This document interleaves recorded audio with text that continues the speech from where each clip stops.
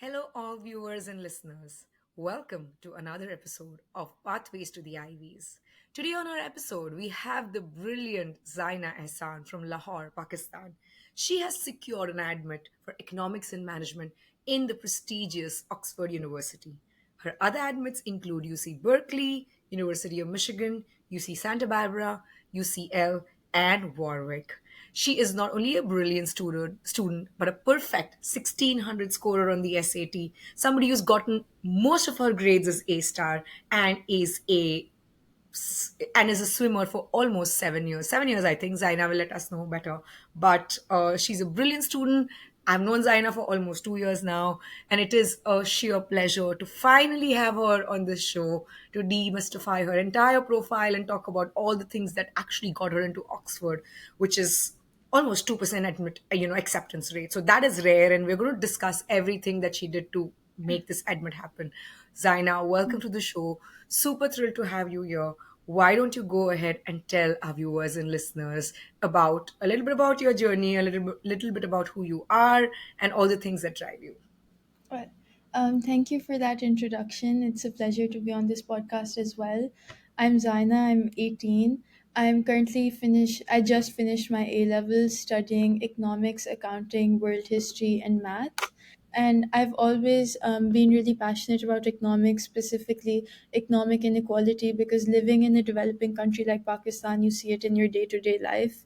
And, there's so many ways in economics to make that problem better. So that's what really drove my interest for economics. And then outside of that, in terms of my extracurriculars, my two main ones are swimming and then doing community work, community service for patients of juvenile arthritis. I've been swimming since I was 10 years old, so for the last 8 years now, and it's been a huge part of my life for as long as I can remember. And it's really instilled a really strong work ethic in me that helps me in my academics, that's helped me in my college applications, and I'm sure it will continue helping me as the years go on. And it's also really important to me because I grew up with juvenile idiopathic arthritis, which is an autoimmune disease that affects your joints. I've grown up with it ever since I was 3 years old. So, from being on treatment to manage that, from sometimes not even being able to walk to eventually being able to become a good enough swimmer to represent Pakistan on the international scale, was, one of definitely like a monumental journey for me. And that's what a lot of my college applications revolved around as well.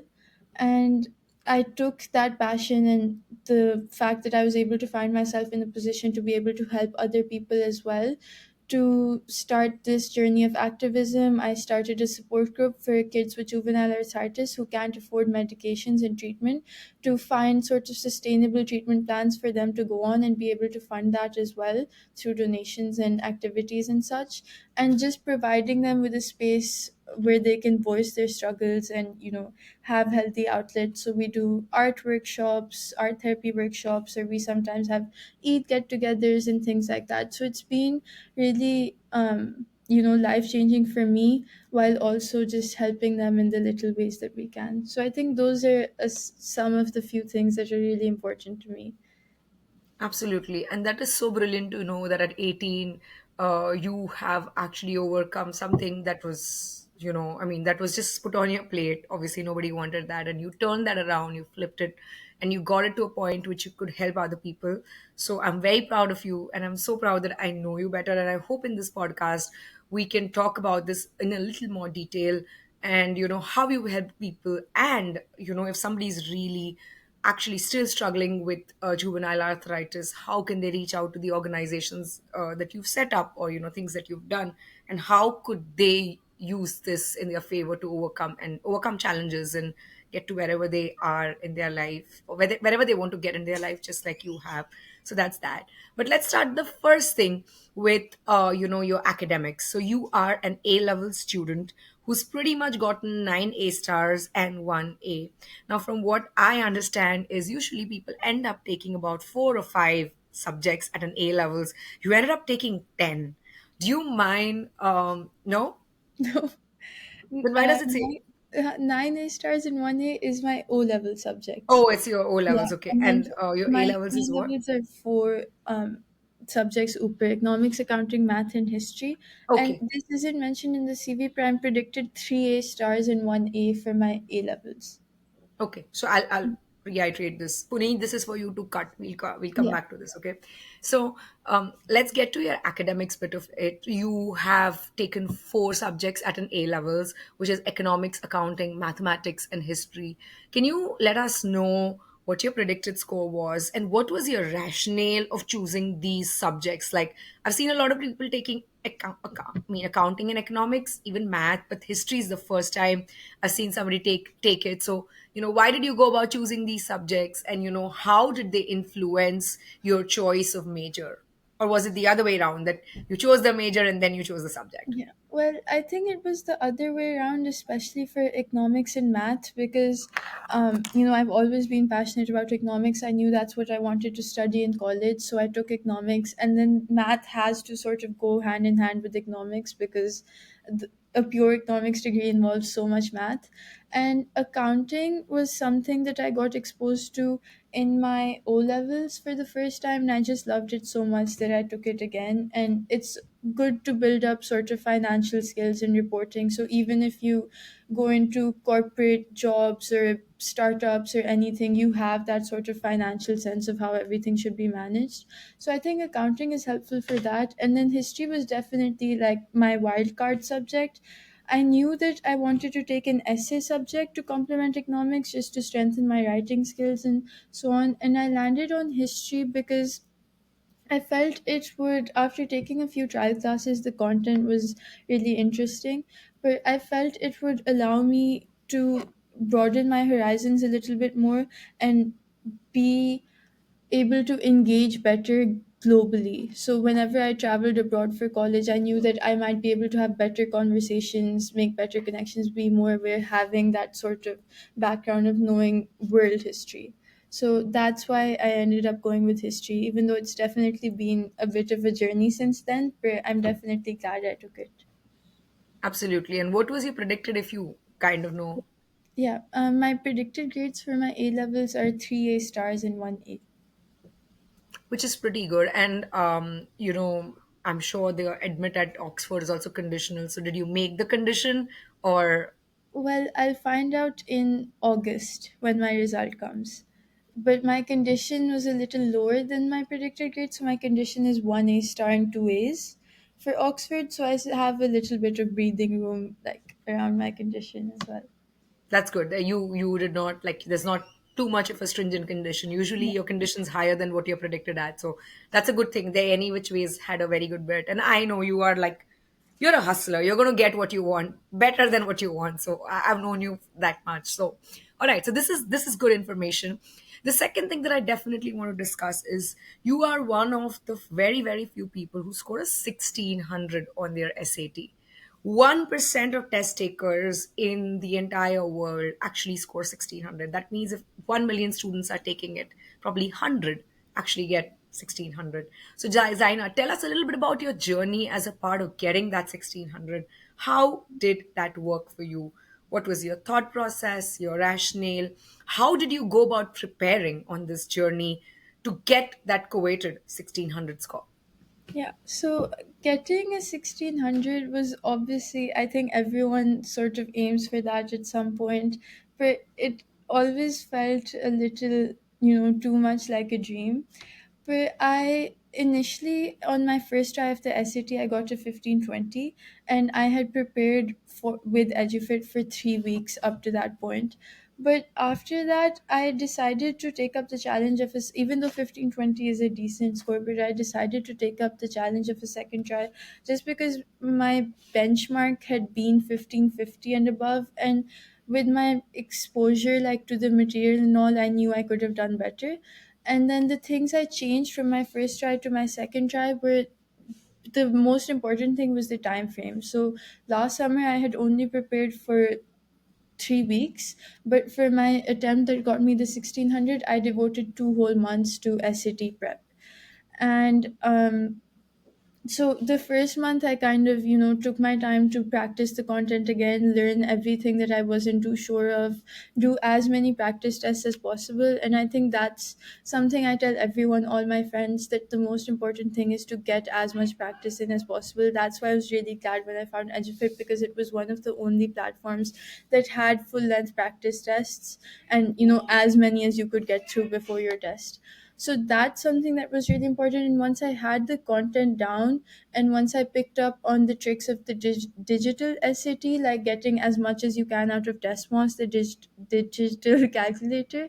And so after that, I decided just to work on like little things that would affect my discipline. So I knew I have to give the SAT in the morning at 9 a.m. So I'd get up at 8 a.m., have my breakfast, do a practice test at that time, take a break, then go over some, topical questions, and then spend the evening like going over my mistakes from the first from the test attempt in the morning, and repeat that at least 5 times a week. So I think it's things like that. And then the free time that I'd have between studying for the SAT and studying for my school exams, I would, just consume content that was about the test, just trying to understand what they required better, and exposing myself to the most difficult questions I could find. So I think like three things: one, making sure you have enough time, so the whole 2 months at least, depending on what your benchmark score is and how much higher up you want to go.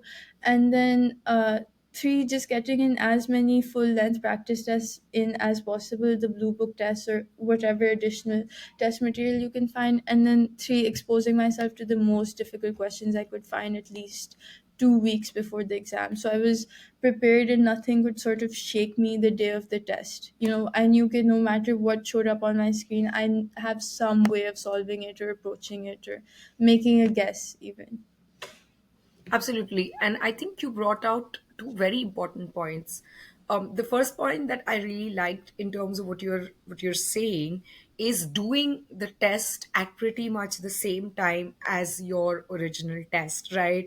This is something that I tell a lot of students. They don't want to do it at 8:30 in the morning because that's when in your local standard time the SAT exam is. And doing that test at 8:30 is very different from doing that test at 10 a.m. and it's very very different from doing the test at 7 p.m. because either all of us are like, I mean, some people are night animals, some people do better in the day, but 8:30 in the morning is not a very good time to take the test. So I think training your brain to do the test at that time is super super important. That's one.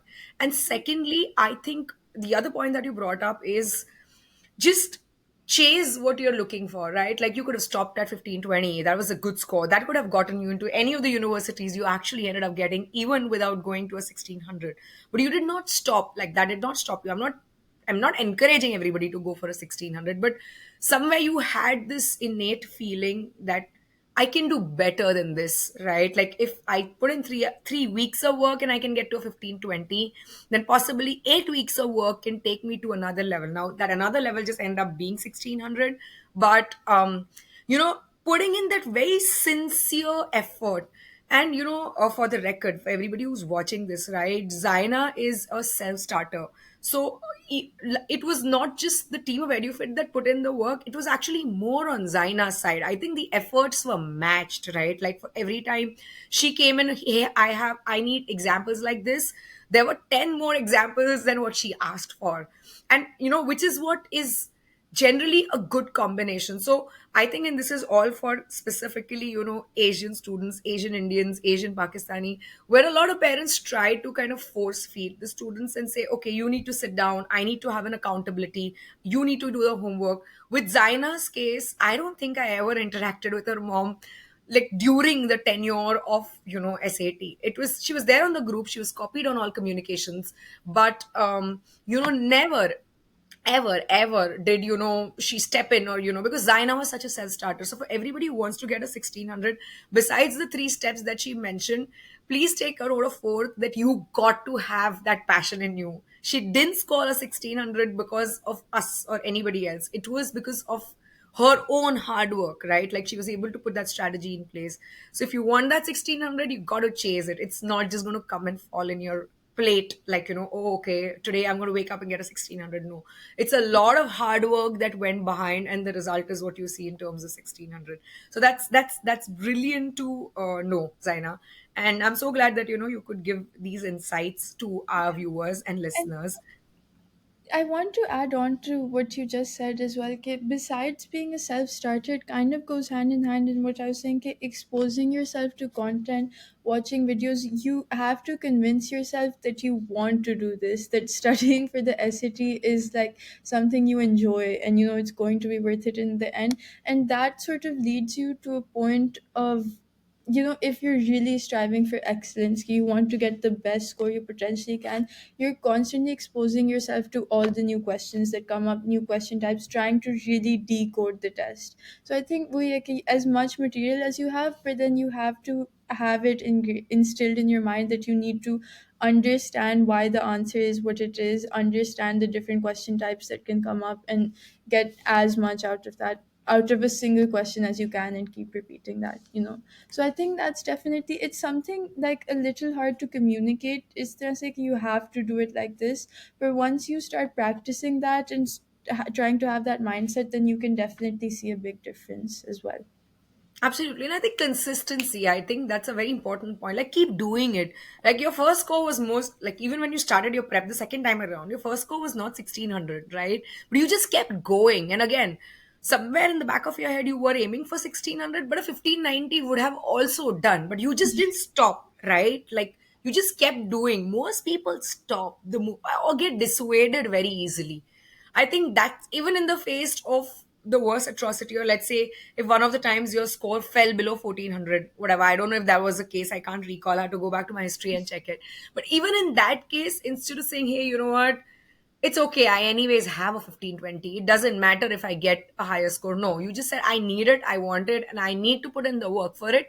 If after putting the work I don't get it, it is what it is, but at Yeah. least I'm going to put in that work that is required, and that mindset is very important. Most of the times, especially with Indian Pakistani parents, what I've seen is parents want the kids to do it, and the kids are the one are like, okay, we see. In your case, it's the other way around. You wanted to do it, and that's why it mattered to you that you got that 1600, and not because your parents wanted that, and that makes all the difference. So that's awesome to know. Now let's jump to a very important part of your profile, which is your swimming. You mentioned you have been swimming since 10 years, right? So tell us a little bit more about your swimming, the accolades that swimming's gotten you, how have you represented Pakistan at an international, national level, all the good stuff related to swimming. That would be great, good to know. Yeah. So the story of how I got involved in swimming, it was not at all intentional. I never grew up sporty at all. So like I can't imagine telling 8-year-old me that I would be an international athlete. But I basically, my mother always took us to like pools in the summer, as many people do, and me and my brother, we learned to like kick and very basic floating skills and things like that. And then when I went to school in grade 5 during a swimming lesson, one of the coaches just picked up that I could hold a kickboard and kick. And so they signed me up for a regional level swimming competition. And at that point, I didn't know what a full Olympic sized pool looked like. I didn't know how many laps you had to do. I could barely like breathe with my face out of the water. So, but then getting that first exposure, it was very difficult in the moment. Naturally, I think I spent the whole day crying just because everyone else was, in a much better position and I was barely able to finish a lap. But being exposed to that, I just, it kind of became a challenge for me. I challenged myself to learn swimming and be able to get to that level where I could at least hold my own in a regional competition. And then I was able to find a good coach. My parents were very supportive, driving me to swimming at 4 a.m. in the morning, then again at 4 p.m., finding me, the best sort of coaches I could get, the best equipment, all of that. So, and then I was able to start winning regionally. I became best swimmer in Punjab. And then after that, I was able to rep, uh, bec- rep, participate nationally as part of the army team, which is one of the more like exclusive teams. So that was a really big deal for me. And then in 2021, I managed to become best swimmer in the junior age group, in my age group. And that basically happens when you accumulate like the most number of medals in the national tournament and so on. And then the biggest accolade for me by far has been being able to represent Pakistan internationally, which I did at Junior World Championships in Peru, and then again at Asian Age Group Championships in the Philippines. And the thing is that Pakistan, by like global standards, is very behind in terms of the swimming times, in terms of being competitive, the races. So even for the Olympics, we always go on a wild card entry, not on qualifying times. And that's just because there's a huge lack of like a resource gap and, you know, technology and the expertise in WhatsApp. But there's definitely ways to get around that. And one is sheer hard work. You know, I was able to get to a certain level despite those obstacles. And then there's been a lot of kids around me who have managed to do really well nationally and even internationally despite these obstacles. And some ways around that is that a lot of times foreign coaches come into Pakistan. So, you know, being connected with them, learning from them, and doing the same. A lot of the times you get opportunities to travel. So, I used to go to Thailand for swim camp, which is where the like there would be a lot of Olympians and world champions swimming. So me as a very young, like 12, 13 year old, being exposed to that kind of grueling training, swimming 10 kilometers a day and then doing gym, that was something that really changed the game. So anyone who has the opportunity to do that, I'd really, you know, recommend it, because not only are you improving your swimming, you're just generally improving your people skills, your expertise, and, you know, there's so many benefits. And I think, yeah, regardless of, you know, the medals and the accolades and everything, the most important thing I've learned from swimming is just discipline, the kind of discipline it takes you to wake up at 4 a.m. every day of the week and go swim in a cold pool and then come back and go to school and then go to the pool again at 4 p.m. and then go to the gym after that. That's something that I don't think anything besides sports can get you, but it's something that really aids you in everything. Like, in my academics and college applications is a really draining, really extensive process. But, you know, once you have that discipline and consistency mindset, so it's very easy to apply that as well. And especially I think in places like India, there's a little better resources for athletes. Even in Pakistan, like in different areas, it's a little better. So a lot of the times you can take your sport and make that into a way to getting into the top college that you want to be at. And, you know, I'm sure you know a lot about that as well, and you can expand on that. But the recruiting process, you can cold email college coaches, set up a meeting with them, share your time, share where you're sort of at in your sport, and, you know, they can open up like multiple options to you of training at that college. Obviously, then you get enrolled in that college as well. The kind of scholarships you can get from that and everything. So I think being involved in a sport is all around beneficial. There's really like, obviously it's difficult to manage with academics and so on, but it's just something that is always worthwhile and something that's going to benefit you in more ways than you can count for the rest of your life, no matter, you know, if you keep doing it for the next 10 years or even if you don't, it still has a huge impact. Absolutely. I do have two or three follow up questions while you were speaking. I think the very first one is you mentioned that you've represented Pakistan, at an Asian game and at Peru. Did you end up winning any of these, or did you end up in second or third position? Like, was that the case? And, uh, is winning, in your opinion, necessary to put yourself out there in terms of from the perspective of college lens? Okay, so for the first one, no, I did not win. And the thing is, in swimming, we have races with like 30 or 40 people, and it, you know, bare minimum in like international competitions, and they take place in different heats. So then there's like 8 people in a heat, and I could go on and on about that. But the fact is that Pakistan, like I said, like our standard of being competitive is much lower. So then it's really just a big deal to be able to participate and to able to become the best in your area, to be able to represent the country rather than winning. And that leads on to the, or even if you don't win an international competition, being there, being part of a national delegation, and seeing like kids from other countries in their teams, their work ethic, what kind of technology they're using, what kind of techniques they're using before the races, their stroke itself, that's also something invaluable, like just to learn from the competition. And obviously it's really fun, you get to travel with your team and do a lot of fun stuff besides the actual racing part and preparing for the race as well.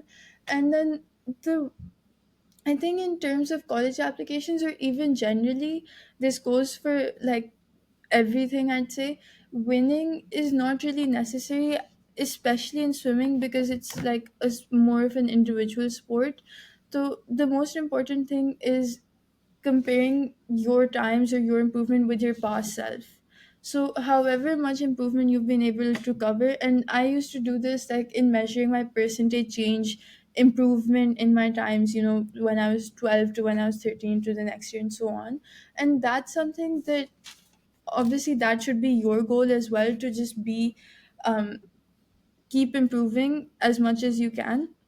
And then for college coaches or college applications, it also will make you stand out. So if for example there's someone who is at the top of their age group, and has been for the last like 3 years, they're constantly getting golds and being age group champion. But on the other hand, if there's someone who just started swimming and was able to get like 4 silver medals 2 years after that, or was able to improve their times by marginally much more than the other person, so that's something that's still much more impressive than someone who is winning but is still stuck at the same like sort of point performance wise or timing wise. So I think definitely like comparing your results with your past self and marking that as the benchmark for improvement is the way to go. Way to go.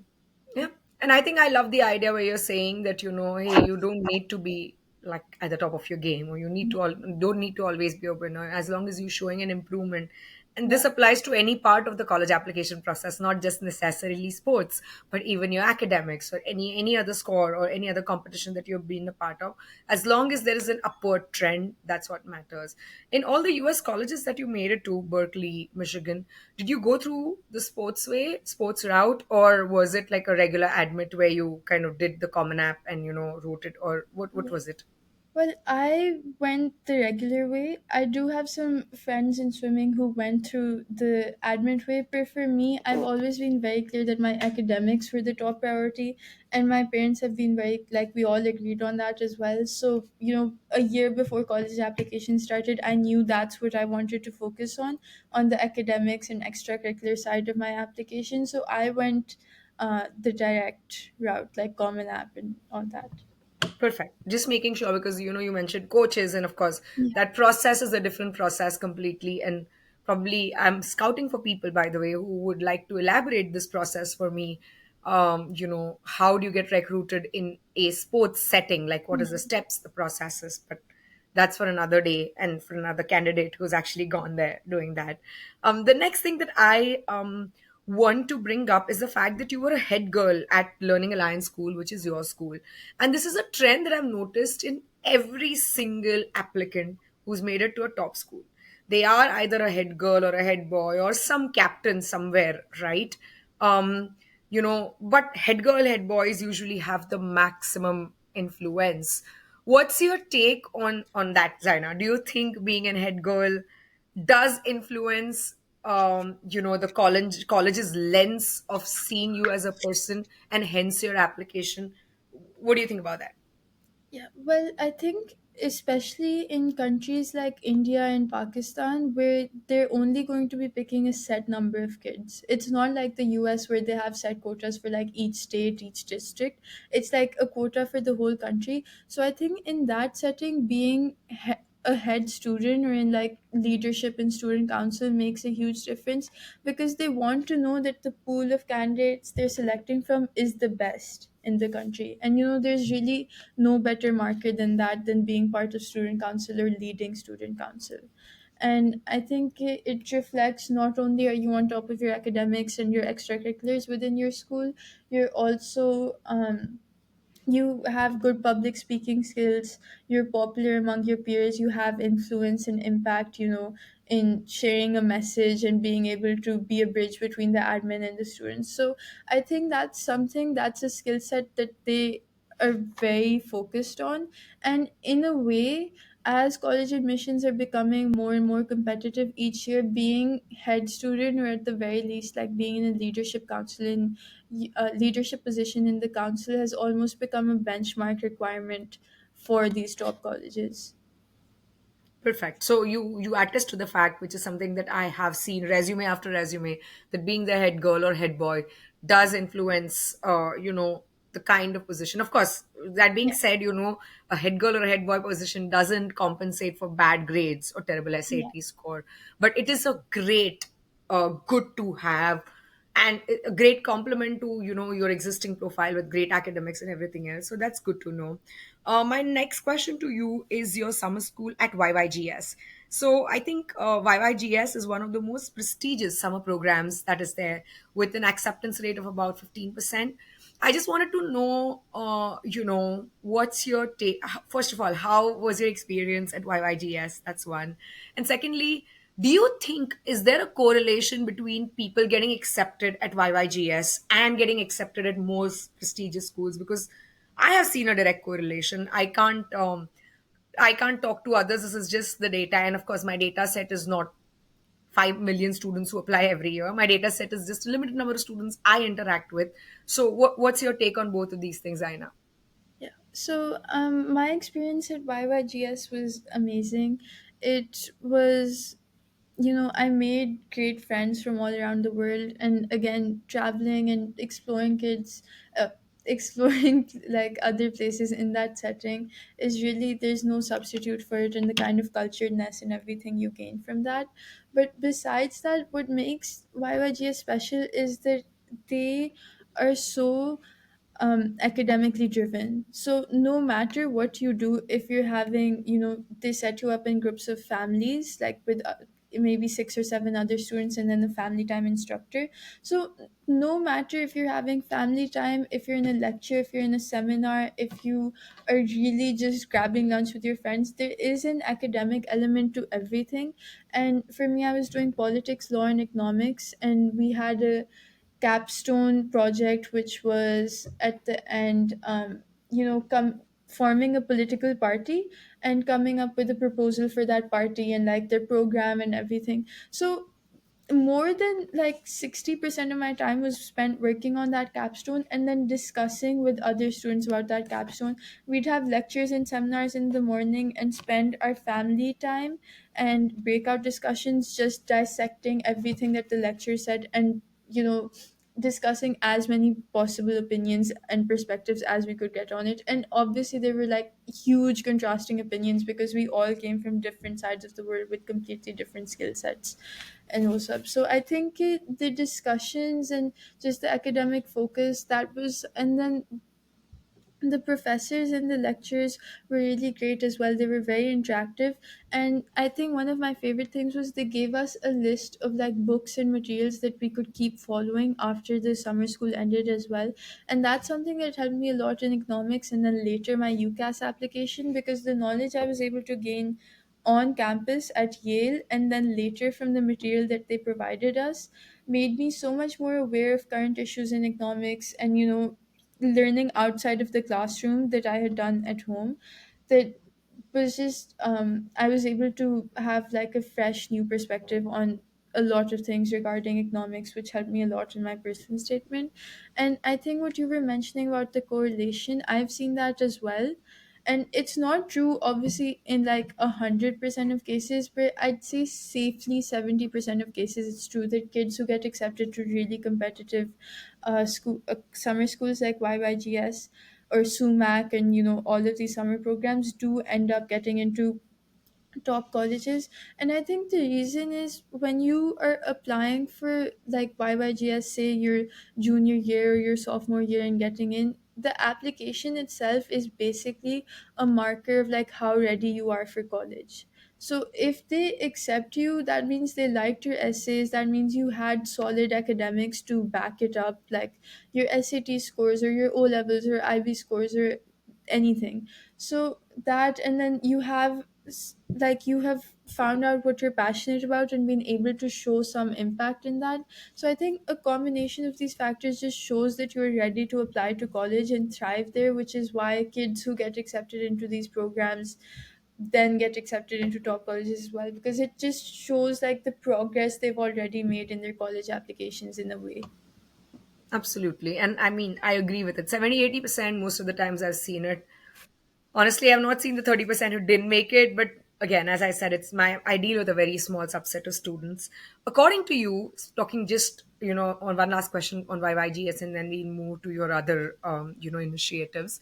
Is according to you, what is the most important element in a YYGS application, right? For example, like when you're looking at certain other applications, you're thinking, okay, I need to demonstrate math rigor. Usually it's sumac, right? Or RSI, right? RSI usually talks about out of the box thinking. If like so many people apply for RSI, but somebody who has this original project coming out of a cause and they've done it, that's something that would be definitely accepted at RSI. So what according to you is that element that somebody should demonstrate overall? I understand academics and SAT and everything, but that one element that one should demonstrate if they wanted to get accepted at YYGS. Well, I think I can say two things about this. One, I applied to YYGS in the I applied in, I think, grade 10 and I did not get in. I got waitlisted, and then I applied again in grade 11 and I got in. And the only thing that changed between those periods is one, I had a SAT score to back it up, my application, and two was that I had started doing hands on work in terms of activism and community service, which for me was the Arthritis Care Foundation and starting the support group and all that. So I had honed in not only on what I was passionate about academically, but also what I was passionate about outside of that and being able to show real impact in that. And then the second thing I'd say is that everyone I met at YYGS, which was a big change, like for me from interacting with like my people here and students here in my school to going to that sort of environment, because everyone had something that they were passionate about, one, and two, passionate about and had ways to show impact in that, and two, there were sort of people who were all rounders. So I saw that theme a lot more, in which there were people who obviously great academics had a specific passion and a project to exhibit that passion, and then three, they were just really interesting people. So, I'd say actually like 80% of the people I met there played at least two instruments, which to me was like mind blowing. Okay, everyone plays two instruments and, has like a creative outlet as well, be that playing an instrument, singing, writing, whatever, and then is also making a difference. So has like social impact projects or startups or something, and then obviously has great academics, so on. So I think that sort of all rounder personality and having just being passionate as the core belief, no matter like what it is for you, for being passionate and taking that to make some sort of difference. Perfect. And that makes sense, be an all rounder, demonstrate passion in one particular cause that you really care about, and have some sort of creative streak, whether Yeah, it's playing great. instruments, learning language, whatever, making you a little bit of an all rounder. And of course, a good SAT score is a great booster. Like, as you said, in your 10th grade, you didn't have it, in 11th grade, you did have it. And that kind of really pushed the application to a great extent. So good to know that. Now let's talk about juvenile arthritis and your activism around it, right? And the awards that you won. First of all, I wanted to understand, Zaina, what is juvenile arthritis? Like, I know you mentioned it's an autoimmune disorder, but what is it? What kind of students or what kind of kids contract juvenile arthritis? How does it come? Is it hereditary, genetic? I don't know how that works. And secondly, your activism around it. What did you do? What was your cause, and what was the impact of that cause? Did it make you win any awards? How did that entire thing work? So the thing about juvenile arthritis is, yes, it is an autoimmune disease. In most cases, it is genetic, but for me, it wasn't. So for me, there really is no underlying cause that the doctors were able to find. I just sort of started experiencing, extreme joint pain and inflammation.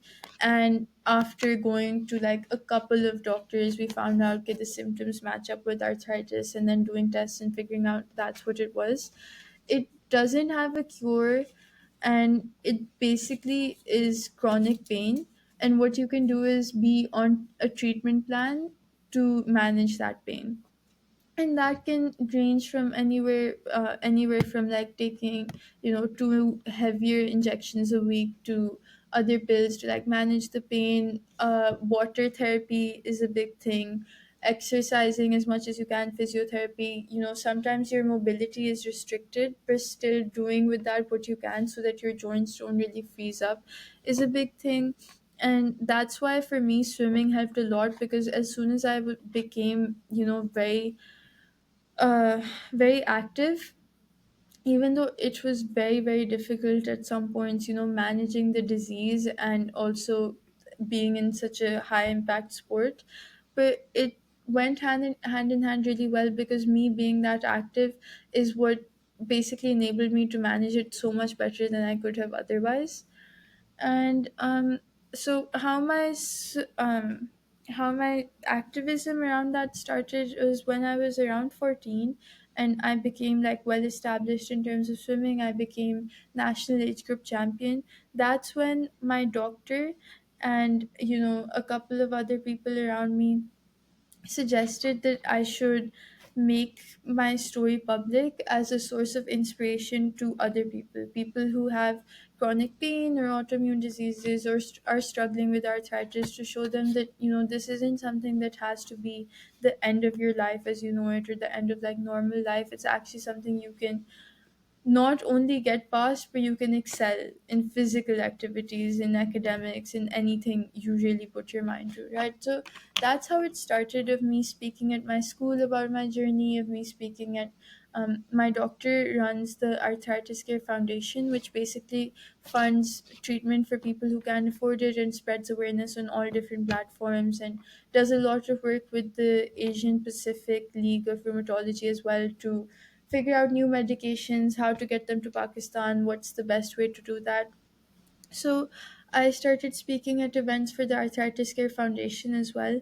And then when I was more comfortable with that, with being vulnerable, about my disease and everything, then I took it a step further and formed a support group. And so my support group, I've had it for almost 1.5, 2 years now.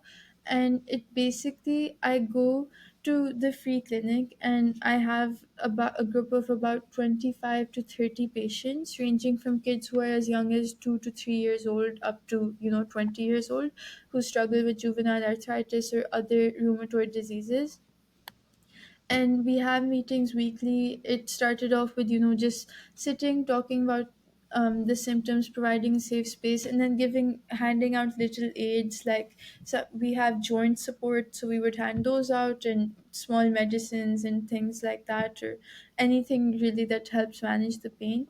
And we had an art therapy session that was really popular, where we all just sat around and painted, and the kids got to take home their painting and a little art supply kit.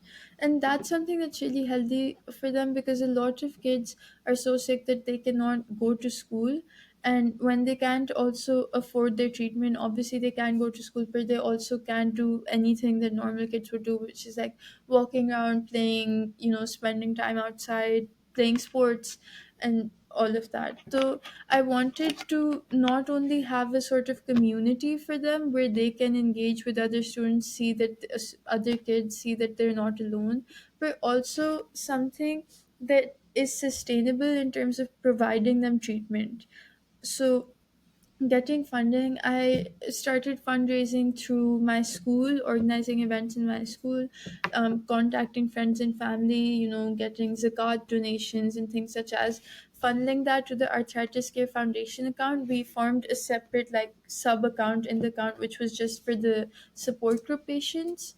And then it's like an external process where if any patient has to get a major operation, or if they need medicines or injections that they can't afford at the moment, so then they contact the foundation, and the foundation will sort of take care of that for them and put them in touch with the best doctors they can and oversee the procedures and everything. So in this way it's become something that's sustainable, and I'm sure that other people, like even if I am moving away for college, it can still be carried on remotely, like by me, but also through people at the foundation who sort of have this established process now of making things work. And so it's been something that's obviously it means a lot to me. And despite me being able to have managed my disease so well and being able to excel at swimming, that kind of community is never something I thought I'd get to experience, because it's very rare you come across someone who's in the same circumstance. But having that community has not only helped those patients financially and emotionally, but it's helped me a lot as well grow as a person, be able to be vulnerable. Because before I never told anyone about my disease, I would keep it to myself when I was swimming, not tell my coaches or anything. So learning that there is strength in being vulnerable, and just being able to form a community. So I think that's m- a lot, mostly what I can say about that. And then the awards I got for that were, one was issued by the Wow Foundation, which was for extraordinary young women. So I got to be part of that, and then I also got the Little Art Award for 25 under 25 in Pakistan. So yeah, those were the awards I ended up getting for sharing my story and founding the support group and so on, which also helped to bring more like publicity to the Arthritis Care Foundation, and gather more support for our cause. So that was it all worked out well.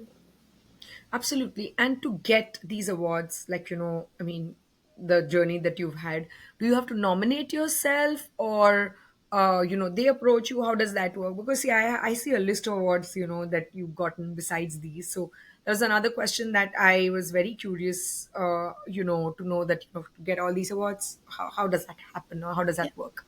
So, in some cases, you have to nominate yourself and you can apply for them yourself. So, I think the Wow Foundation Award, that one had a form that I filled out myself with, some of my achievements, my personal information, why I like what my cause was, why I picked that cause, what I had been able to do with it. And then there were some awards where other people had to nominate you for it. So in most cases that should be either your school, where your school can nominate you for these awards that they're aware of and fill out the form and do everything and send over materials, or your counselor can. And that goes in hand. So if you're at a private counseling firm, in some cases this they can, or in most cases it's your school counselor who is forwarding the information to you about these awards, saying, this is from this foundation, that foundation, I think you'd be a good fit for it. So they will ask you for some portion of the application and then fill out the rest themselves, just verifying your information and everything. Absolutely. That's good to know, and that's good information. And I think I love your journey, like, from shying away to talk about something that you suffered with, to, opening up, finding a support group, having people encourage, getting in medicines, providing that support, and the most important thing, keeping this running even while you're gone. I think that's a big one. I see a lot of kids do these things from the perspective of college, and then once they are gone, that's poop. You don't see anything. But in your case, that's not the case. You kind of also thought that if you were to go away for your college, then this would still support you. So that's really really good to know. I have the last 2 3 questions left. I think one thing that I would definitely like to discuss is your your research intern. Like, you were a research intern at a UNESCO project, Beacon House National University. Can you elaborate a little bit more before we jump on to the actual application process for Oxford? Yeah. So basically, the UNESCO project was that UNESCO gave one of its first grants ever in Pakistan to the Beacon House National University, and I was able to work with some professors and faculty at that university that were dealing with the grant. And the grant was basically about enhancing cultural diversity and enhancing information collection for that purpose. So they wanted to, UNESCO wanted to be able to get more information from underdeveloped areas to enhance cultural diversity and have a better cultural understanding and so on. And so my main work in that was for helping the faculty fill out not fill out, perform questionnaires that were all encompassing and captured realities of Pakistani people in suburban settings, urban settings, rural settings, and the kind of work that they did. So we had different categories, like the music questionnaire, which was for people in the music industry, food questionnaire, people in the food industry, and so on. And I think this was something that was really beneficial in my college application because it provided credibility to the sort of work I was able to do. And when you work with a big organization like UNESCO, so it just shows that your work has actual impact, and you are qualified enough to be in that position. So I think that's why it made up an important part of my college application. Absolutely. And I'm so glad to know that, you were able to work for a UNESCO project, and that's brilliant. Now let's get to the part which I think most of the viewers are really, really curious about, which is your UCAS application process. Now, look, for the record, everybody knows that the Oxbridge has an earlier deadline as compared to the rest of the rest of the colleges, which is supposed to be 15th of October. What I want to understand from you is, and again, another thing is, you can either apply to Oxford or you can apply to Cambridge. You can't apply to both of the universities. So it's one, and then the remaining 4 spots can be, filled with any other university that you aspire to get into. I just wanted to understand that while you were shortlisting your college, that okay, you want to do Oxford, and maybe you found a program that was a better fit for what you were looking for.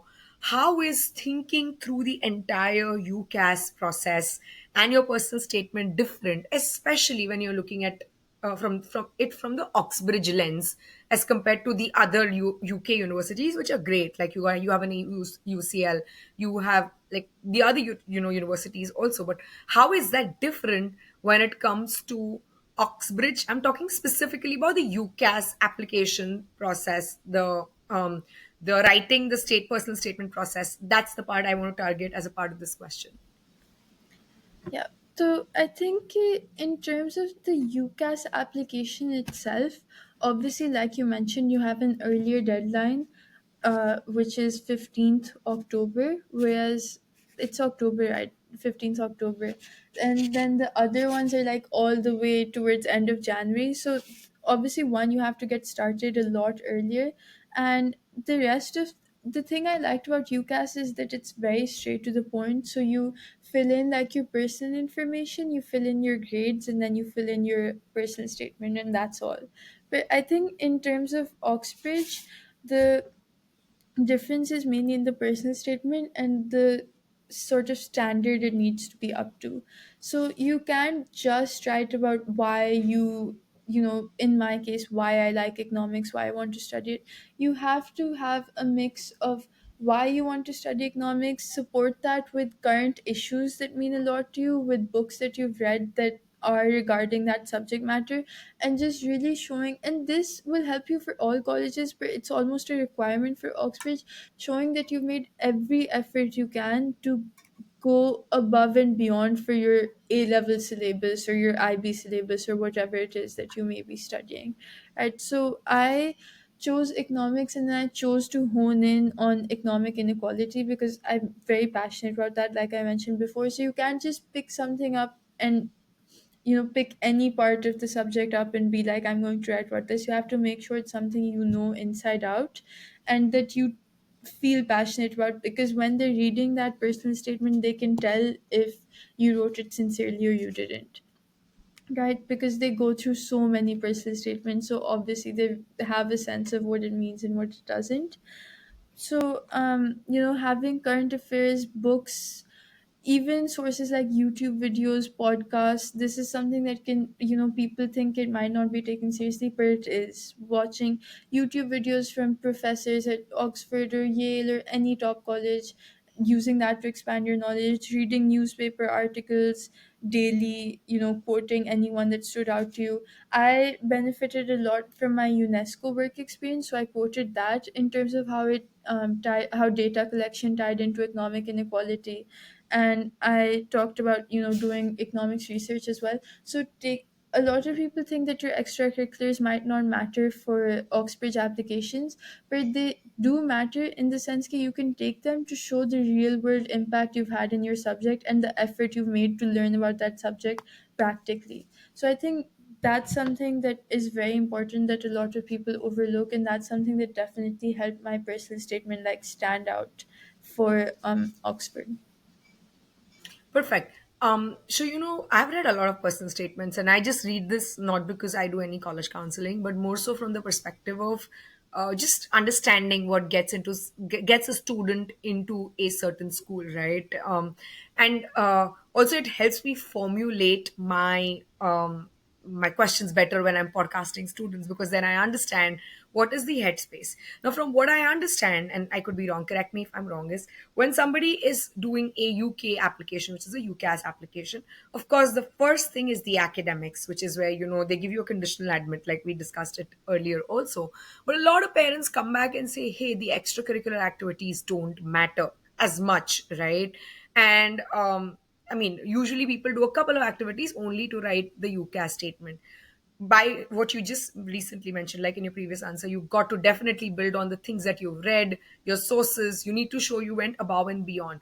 But how do you strike a balance in saying, okay, if UK is my final goal, or Oxbridge, whether it's Oxford or Cambridge is my final goal, um, how many activities warrant it? Are extracurricular activities not as important as people claim to be? Are they important? And how does this fall completely in the piece of writing your UCAS personal statement? So I think extracurricular activities are definitely important, a lot more important than people give them credit for in UK applications. Obviously, it's not reaching the level of like the common app where you need to fill out an extensive activity list and quantify that and everything. But I think it's so like there are some standard extracurriculars you could do that would 100% help your UCAS application and your personal statement, and those are still extracurriculars that are time consuming and aren't just one and done and you leave them, that require you to be consistent. Is one is doing research in your field of interest. So I did a paper on data monetization and inequality, and I used case studies and a literature review and sort of combined that to reach a conclusion on how data monetization impacted inequality. And I did this through Lumiere Education, and my paper was eventually published at the National High School Journal of Science.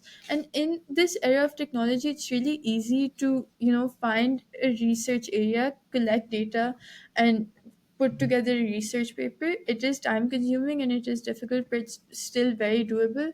And even publication is much more accessible now, where you fill out a form, you upload your paper, and they will sometimes send it back to you with edits, and you can then do those edits, get it published, which provides so much more credibility to your research paper and the academic work that you've done and the expertise that you have.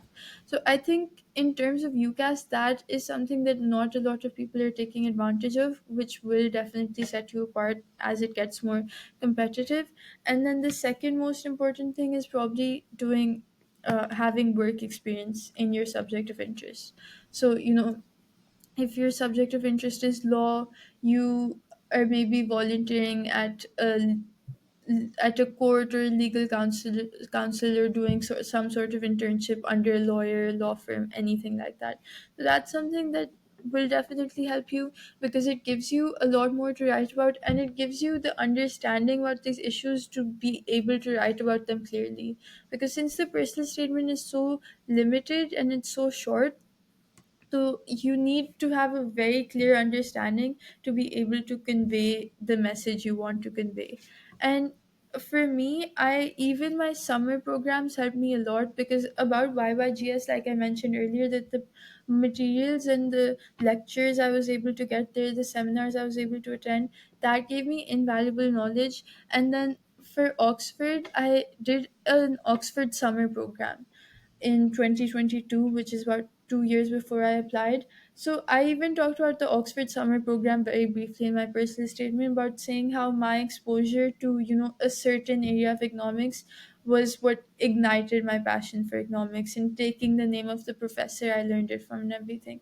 So that's something that one provides credibility. It shows you are actually passionate, because when you have work experience, when you have research, when you have exposed yourself to, summer schools or like courses around the world, so they know that you are eager to learn. And that's the number one thing for Oxbridge. That's what they say constantly in their interviews, in their admission tests, in the personal statement. They want to know that you are eager to learn. And so extracurricular activities are one of the most useful tools you have of showing that, because at least, like, I'm just making up these statistics now, for at least 80% of people applying to like economics and management in Oxford will have a bare minimum of 3 stars predicted. Hmm. So how then do you set yourself apart, especially when the UCAS application is just your grades and just your personal statement? It's the only chance you have to set yourself apart in the initial stages of the application. So I think extracurricular activities in that sense are important. You don't have to, have huge startups and come up with like ingenious ideas like you have to for the US, or there's sort of that competitive pressure. But still, taking as many opportunities as you can to broaden your horizons in whatever way, I think it's definitely helpful. Absolutely. And I think you brought a very important distinction here, which I think, and correct me if I'm wrong, but I'm going to rephrase it, that you do need extracurricular activities for UK, but you need more relevant activities to your major, right? Like if you're doing Yeah. economics, you should have like at least a couple of activities that show your interest and your depth when it comes to that major. Vis-a-vis when you're looking at UK application, they may or may not be related to your major directly. They could, they have to be a little more standoutish, and something that propels you on that part, but may not be directly related. So UK doesn't mean you don't have extracurricular activities. It just means you need to have more relevant extracurricular activities to show your interest. And in US, the activities may or may not be exactly related to the major, and that's absolutely okay. That may still get you into a really good competitive, single digit acceptance rate school. Did I phrase this correct, Zaina? Yeah, I definitely agree. And I just want to add on to what I was saying. Doing extracurricular activities not only prepares you to like or helps you to write a better personal statement, it's also that in the different steps of the application, specifically for Oxbridge, the application, then the admission test, which is for most, like either it's an admission test or it's a written work submission, and then the final stage, the interview. If you are not actually passionate, and if you have not, had those experiences and learned as much as about the subject practically and theoretically, so at some point you will be caught out. Personal statement take it, like you can still, pick up books and put them in and be like, okay, I did this many years ago. But unless you've actually have those skills that sometimes only extracurriculars can teach you, so at some point the people the admissions team will be able, or the admissions officer will be able to sort of maintain that, because they have to make minute decisions. So when someone has the exact same stats in, say, your A levels and your O level grades or your GCSEs or whatever, so then they will sort of go over, okay, okay, who do I think is more likely to thrive at this college? And that's going to come down to the skills you've, the sort of personality you've developed from your extracurriculars. Absolutely. And, that brings me to my very next question. Actually, now I was thinking of having one or two, but now I have three on my mind, and I'm going to still ask you that. Um, the most important part of an Oxbridge exam, right, is the interview bit of it. Now, as you can see, a lot of people get through the first stage and sometimes the second stage as well, which is the test or the writing sample, which we're going to talk about in the very next question. But the part that is the biggest elimination part is the part where they're talking about the interview. What I want to understand from you is how is an Oxbridge interview different from a US interview? Because I know for a matter of fact that US interview has very little to no say in the admissions process. It's only to spot any red flag, if any, and it's usually an alumni interview. So, how is an Oxbridge interview different? And why is it like so tedious and so important to prepare for it? I know people put in 6 months worth of effort to even get to a point where they know, okay, I'm going to have like a UK interview. A lot of people just even come and say that the experience, you can't really say if you'll make it or not, even pass post that interview, right? You think you're right, but it's like it's not, you can't be certain. So if you can elaborate that entire thing for us, that would be great, Zaina. Yeah.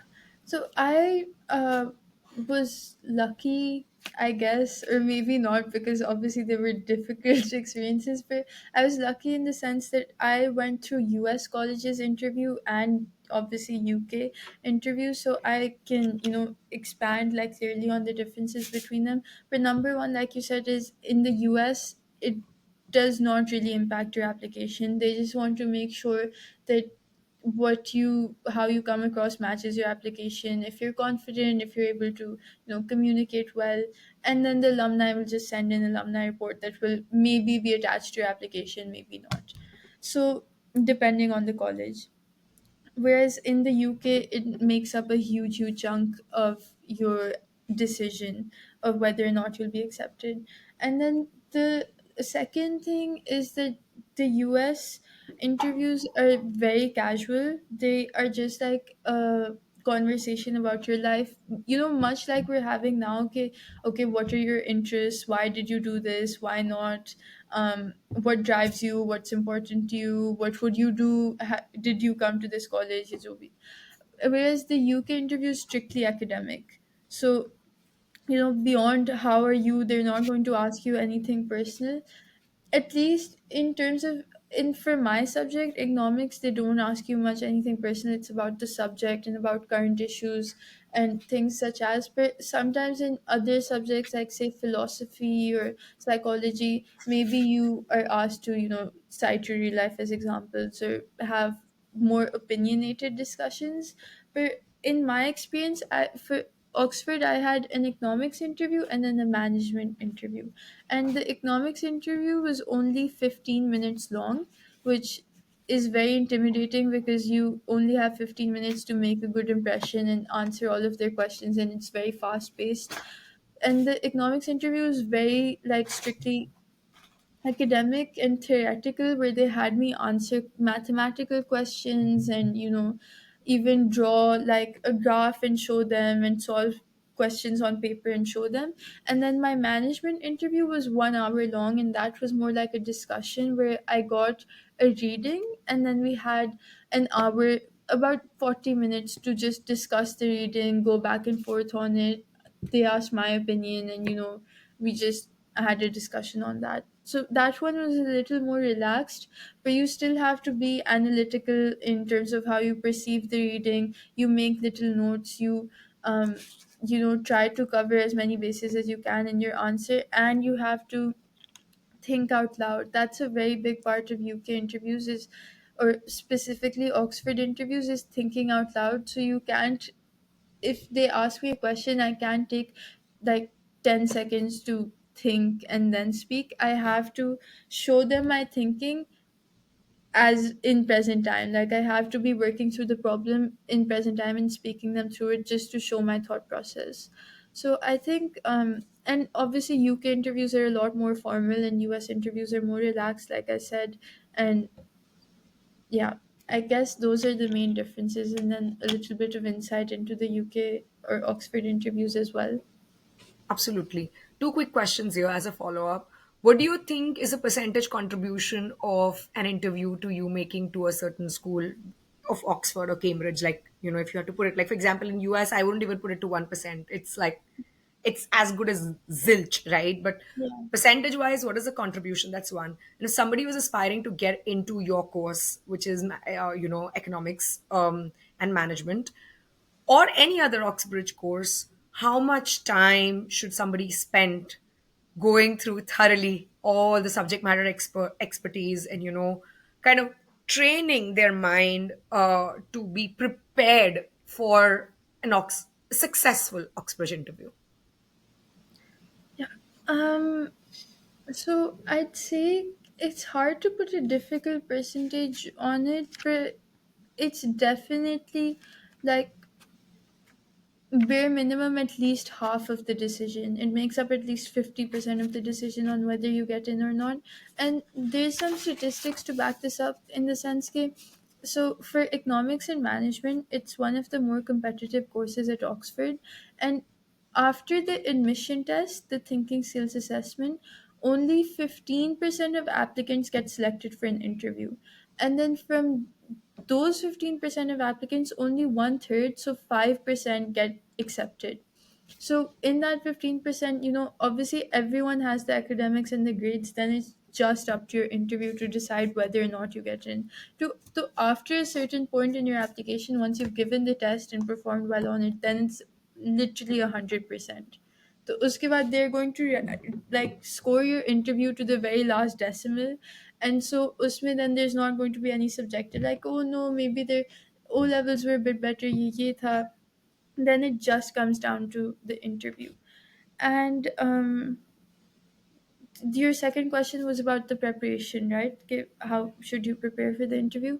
So I actually did not spend that much time um, in interview prep, and that's because I was not expecting to get an interview. I didn't think I would, so I was very taken aback when I got an interview invite, just because like I said, the statistics and all, it's very hard to be selected for an interview even in economics and management. So because of that, I was a little bit disadvantaged when it came to the time part. I definitely would recommend that you give at least a month to interview prep.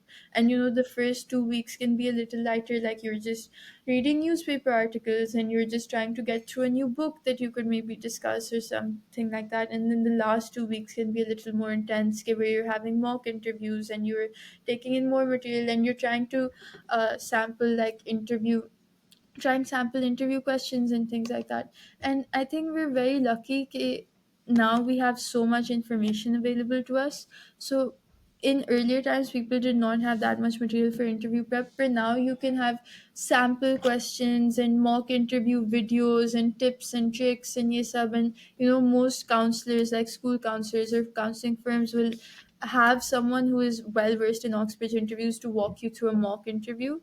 And so, even if you're short on time, I really liked what you said about training your brain. You have to prepare your brain to be the most analytical it can be. And that is in a number of ways. Like the one being up to date on current events. So, you can give real life examples, or if they give you a case study, so you know what's important to talk about. To being able to phrase your thoughts clearly. So I'm sure if I tomorrow tried to give an interview, I wouldn't perform as well as I had done, because at that point I had already been practicing speaking about economics out loud for like extended periods. Whereas in our day to day lives, obviously we're not sitting having like highly theoretical discussions. So you have to prepare yourself for that. Talk to your parents, talk to your friends, talk to someone who can do a mock interview, talk to yourself. So that's something really helpful. And then third, you have to be analytical, be very present minded in terms of understanding and decoding the question and decoding any material or any reading that they give you. और इसमें ये है कि obviously writing the personal statement helps you a lot because you dive very deep into your subject, but then you also have to be prepared to be able to explain not only your personal statement but everything you should know in your current study level. Like for me, that's A levels. If someone's doing IB or AP or whatever, so you need to be able to explain your course content very well, and then go a bit above that in, explaining your opinions and how that can be supported by different theories or different books or different professors or schools of thought and stuff such as. तो उसमें ये है कि again exposing yourself to as much um, material as you can, and then also like striking a balance between that and then specific interview prep where you're seeing like videos on interview prep or interview questions or hard questions that have come up before and seeing how you would work through those as well. And now we even have like so many tools like AI where you can ask AI to have a mock interview with you, or you can ask AI to generate like possible questions that could come up, and that's something that's really really resourceful as well. Absolutely. And this really, really helps the viewers and the listeners to put things in perspective. Last two questions about the second stage, which is the assessment or writing sample. I know every school has different writing samples, or, I mean, it depends, right? In Oxford, some have TMUA, some have TSA, some have ESAT. It's just different for different majors. So just wanted to understand, how important is this, like the test, and how do those cutoffs matter in addition to your academics? That's one. And what is the difference between, why is this either or, right? Either it's a writing sample or it's a test. What's, like, if you can just elaborate on that for our viewers and listeners. Yeah. So again, in terms of how important the admission test is, obviously it's very important in getting you to the interview stage, but I wouldn't say it's as important as the interview itself, which might be a little confusing because it has to be important to get you to that stage. But at that point, there's still other factors backing you up. So there's still your personal statement, there's still your O levels or GCSEs, and then you're still your predicted grades, and that all. So it goes hand in hand with your other academics. It's not going to become the sole factor in carrying you forward.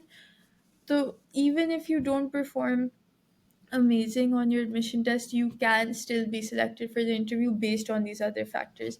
But keeping that in mind, you should, try to do your best. And as soon as your application is done, so as soon as actually, sometimes you don't even have the time cap application ke baad you start the prep. For me, my deadline was 15th October, and then my TSA, the Thinking Sales Assessment, was on 24th October. So it's not like I could have started prep then. I had to be preparing through September and through October, while doing the application. So as soon as you get your personal statement out of the way, or even before that, you should. A lot of people I know in the UK, they start preparing for their admission tests the summer before. So they'll start in June or July, just doing practice tests and all that. So I'd say as much time as you can get in is ideal, especially because the testing format is very different to what we're used to in A or O levels. So the TSA is section one is like complete MCQs, but the MCQs are almost like a logic based test. There's no subject material, there's no content you can learn. Usme ye hai ki you just have to practice. Whereas the TMU is like strictly math, so you have to learn the math content and then do the practice and that all of that. So it's definitely it depends on the test, but they usually require a lot of practice, and they're usually like new to you from what you usually do in school. So it is important, but the good thing is there's always lots of practice material that you can go through before your test. Absolutely. And as you rightly said, to go to the next stage, you will need it. And it would be ideal if you prepared it properly. Are you allowed to take these tests multiple times? That's another question that I get a lot of times, like TSA, TMUA. Can you take it more than once? And if yes, which is the, like, do you have to disclose all your scores? How does that work? For Oxbridge, as far as I know, it's once. So because the deadline is early, so since the deadline is 15th October, there's only one setting of the TSA you can give, which is the October one, which is like 10 days after that. Similarly, for the TMUA has two sittings, October and then January. But if you want to apply to Cambridge or Oxford, you have to give the October one. You can't give the January one because by that time they already have sent their decisions and everything. So for specifically Oxbridge, you need to be giving it at that time, which is why it's important to prepare through the summer and know that that is your only one attempt. It's not like the SAT where you can keep trying and disclose whichever attempt. And the score is actually sent to the university before you get to see it. So Oxford will already have access to my TSA score before I even get to see the report. So that's why it's important, in that sense, to do well on it. And then for other UK colleges, you can obviously take the January sitting or the Feb sitting. There's different periods for different tests, but I would recommend it's always best to do the earliest. And also, since it's rolling admissions for the rest of the UK universities, so the sooner you get your application in and your test requirement done, the sooner you're able to hear back, and that's preferable for everyone. So it's better to take that free time you have in the summer of the year that you're applying, grade 12 or grade 13, prepare for your admission test, get your personal statement sorted, and then apply, before by the October deadline, even if you're applying to other colleges, so that you can hear back as soon as possible and, continue. Absolutely. And second last question. Any other any mistakes that you did in this process? I think this is my favorite question because people cite different kinds of errors that they did, and while they ended up getting into a great school, I'm sure you don't want anybody who is viewing or listening to this make the same errors. So what is your 2 cents on somebody who's doing this process, and the errors that you did or mistakes that you did, and you wouldn't want somebody else to repeat it? Yeah. So for the US applications, I think one of the mistakes I made, or something I'd have liked to do better, is to be able to quantify things in my activities and awards list. So, expressing things in numbers, I did do that, but you want to be able to show impact. So I wish I knew earlier on that you can't just have a startup or have a support group and that be your achievement. You have to make sure that it's reaching enough people for it to make a difference. That's the only point in which it's going to actively help your college application. If I have a support group and it's like reaching maybe 5 people, that's not anything worthwhile. I'd say even for me, 30 people, but I could have expanded it more. I could have taken the initiative to expand it across cities, or to set up chapters in Sindh and Punjab and Sri Lanka, or across different schools. So whatever opportunity you can see to expand your extracurriculars, to use it to make new connections, you should definitely go for that.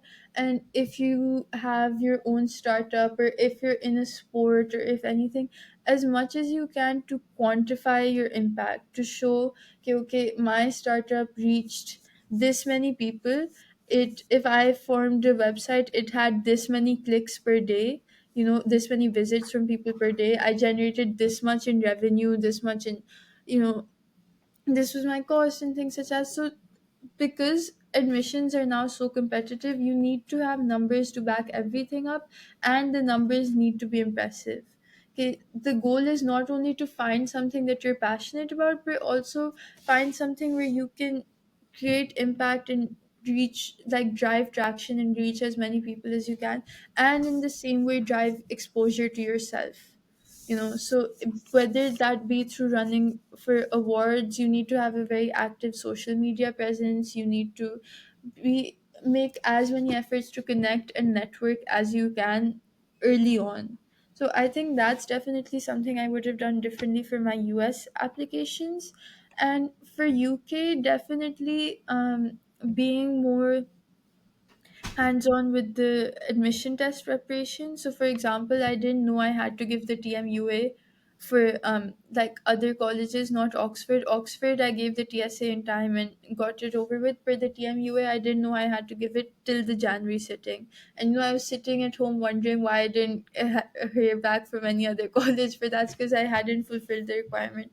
So you need to be on top of if you have a written work requirement, if you have an admission test requirement, when your interviews might be, all of that, make sure that you know when it is, write it down, make a Google sheet, whatever, make sure that your requirements are fulfilled, because it's not as clear as it is on the US applications. No one's going to be sending you reminders or anything. It's your responsibility to make sure that it's done.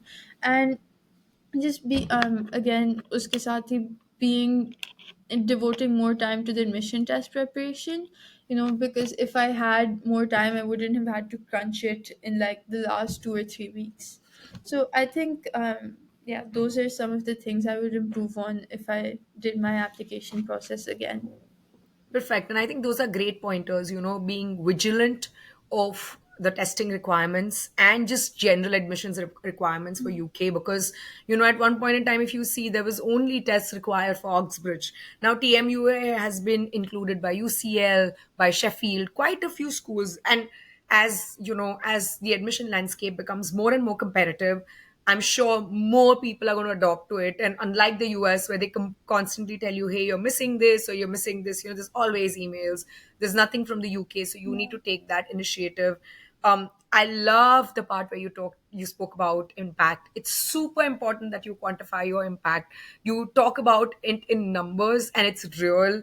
Because at the end of the day, what's the point of taking up a cause that can only help five people vis-a-vis 500? And it's very different for 5,000 or 500,000, right? So quantify your impact, especially when you curate your activity list.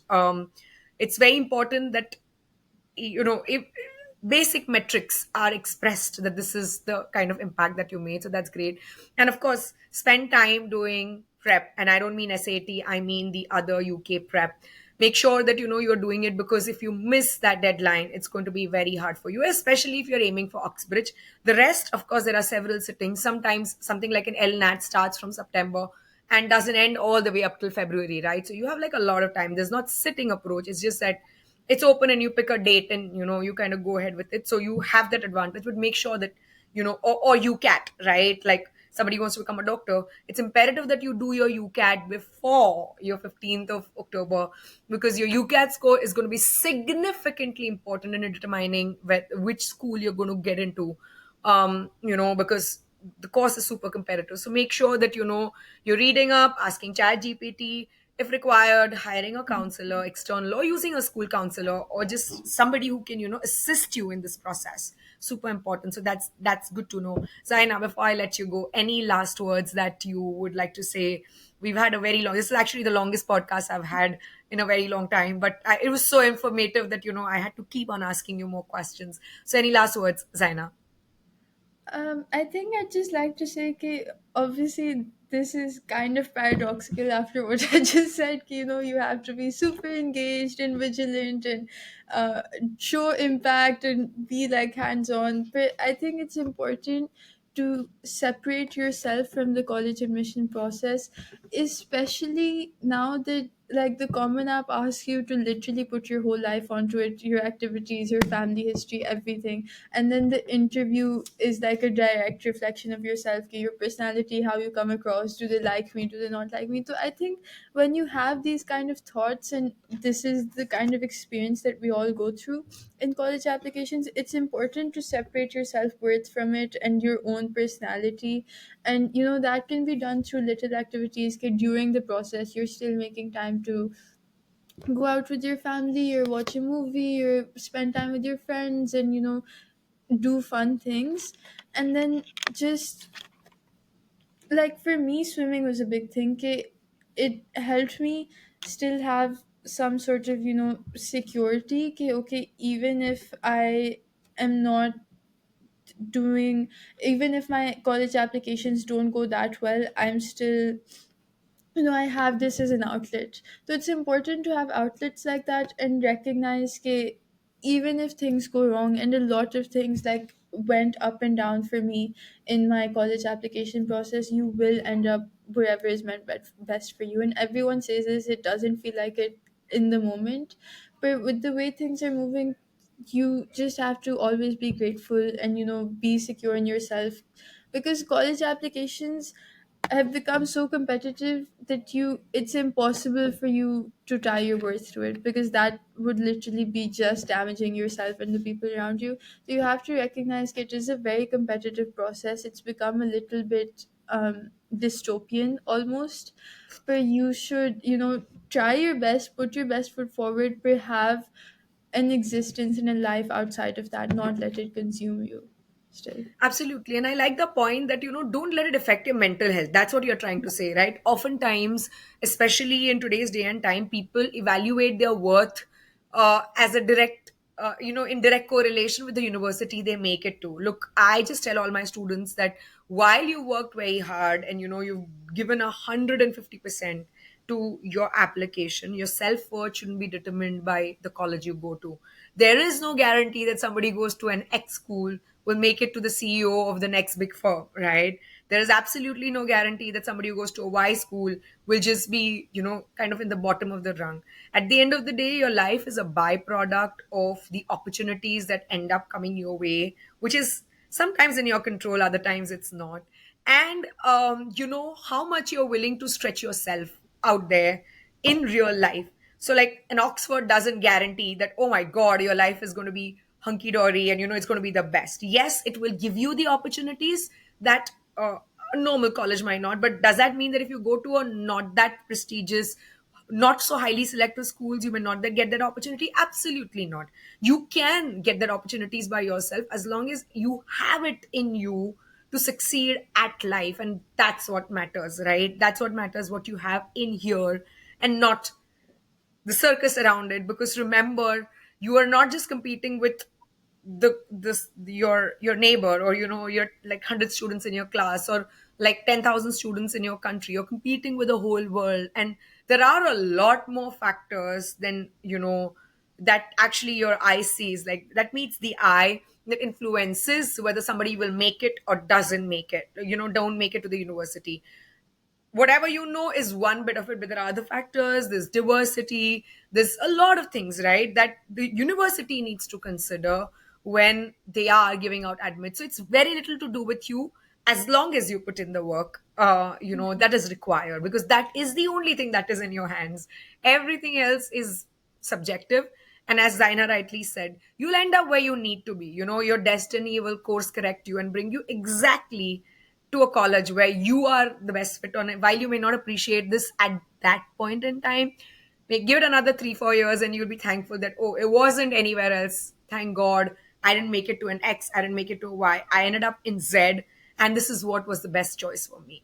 So good to know that. Zaina, thank you so much for coming on this podcast. I truly appreciate your inputs. We discussed so many things, and I'm sure, like, people will learn extensively. In fact, I feel I should break this podcast into two parts of, like about, like, this is like over 90 minutes, so 45 minutes each, right?